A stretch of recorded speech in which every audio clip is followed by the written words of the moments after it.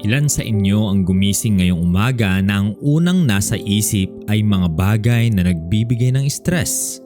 Bago pa man kumain, bago pa man mag-pray, nandoon na agad ang pag-aalala. Ngayon, pag-usapan natin kung ano talaga ang sinabi ng Diyos tungkol dito. Kung bago ka sa channel na ito, hit subscribe para updated ka sa ating Bible meditation tuwing Lunes, Miyerkules at Biyernes.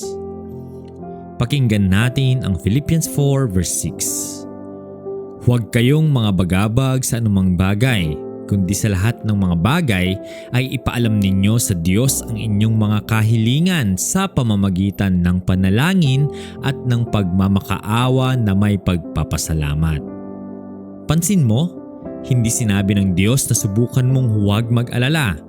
Sinabi niya, ipaalam ninyo sa Diyos ang inyong mga kahilingan. Ibig sabihin, ang solusyon sa pag-aalala ay hindi willpower. Ang solusyon ay panalangin, aktibong pagdadala ng iyong mga alalahanin sa Diyos. Ang pag-aalala ay natural na reaksyon ng tao. Lahat tayo nag-aalala tungkol sa pera, sa trabaho, sa pamilya, sa kalusugan, sa kinabukasan. At minsan, ang pag-aalala ay parang productive. Pakiramdam natin ay ginagawa natin ang isang bagay habang nag-iisip tayo ng nag-iisip. Pero ang katotohanan, ang pag-aalala ay hindi naglutas ng kahit isang problema.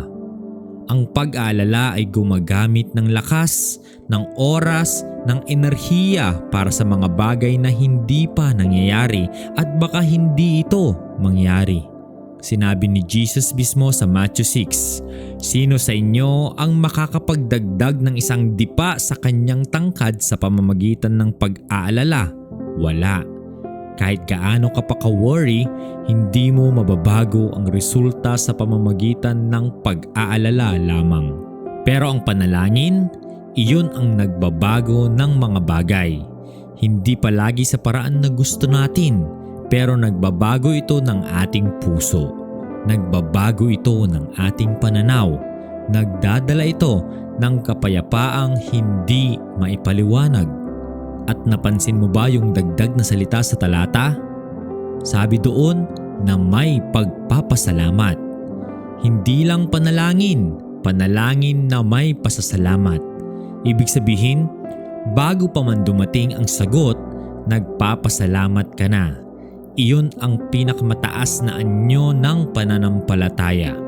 Ang pagpapasalamat bago mo pa makita ang sagot. Ngayong araw, tuwing magsisimula kang mag-alala tungkol sa isang bagay, subukan mong gawin ito. Sa halip na hayaan ang isipan mong ikot ng ikot sa problema, ipos mo at sabihin mo sa Diyos, Panginoon, ito ang aking inaalala. Ibinibigay ko ito sa iyo ngayon at nagpapasalamat ako na hawak mo ito. Huwag itong gawin ng isang beses lang. Gawin mo ito bawat beses na bumalik ang pag-aalala hanggang sa maramdaman mo ang kapayapaang binabanggit ng susunod na talata, ang kapayapaan ng Diyos na hihigit sa lahat ng pag-unawa. Manalangin tayo. Panginoon, dala namin ngayon ang aming mga alalahanin, ang mga bagay na paulit-ulit naming iniisip sa gabi, ang mga bagay na hindi namin kontrolado. Ibinibigay namin ito sa iyo ngayon at nagpapasalamat kami kahit hindi pa namin nakikita ang sagot. Nagtitiwala kami na hawak mo ang lahat. Bigyan mo kami ng iyong kapayapaan na hihigit sa lahat ng aming pag-unawa. Sa pangalan ni Jesus. Amen. Tandaan, ang solusyon sa pag-aalala ay hindi willpower. Ito ay panalangin. Ibigay mo sa Diyos ang iyong mga alalahanin ngayon at maranasan mo ang kanyang kapayapaan. I-share mo ito sa isang taong puno ng pag-aalala ngayon. Mag-subscribe sa Voice of Hope. May bagong Bible meditation tuwing Lunes, Miyerkules at Biyernes. Hanggang sa muli, mahal kayo ng Diyos.